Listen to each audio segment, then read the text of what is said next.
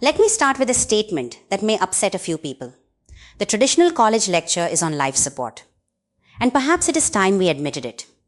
For decades, we have placed one person at the front of a room and asked dozens, sometimes hundreds, of students to sit quietly and listen. But here is the uncomfortable truth. Listening is not learning, and watching is not the same as understanding. Modern students live in a world of constant interaction. They click, they swipe, they comment, they create. Their brains are accustomed to participation.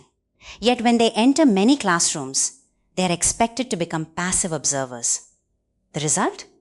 Attention drops, engagement disappears, and retention suffers. Many students can repeat what was said during a lecture, but far fewer can apply it when faced with a real problem. That is where traditional teaching often breaks down. Now imagine a different classroom. Instead of listening for an hour, students solve challenges. Instead of memorizing concepts, they use them. Instead of waiting until the final exam to discover what they don't know, they receive immediate feedback. The classroom becomes a place of action rather than observation.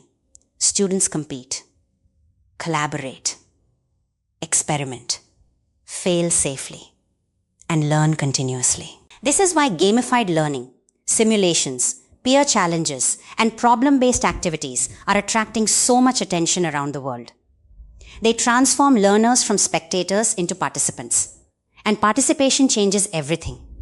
Research consistently shows that people retain information far better when they actively use it. The brain is not designed to store endless streams of information. It is designed to solve problems. The more learners think, decide, test, and apply, the deeper the learning becomes. The future of education is not about better slides. It is not about louder lectures. It is about meaningful participation.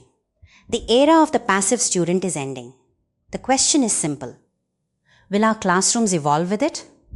Or will they become increasingly irrelevant?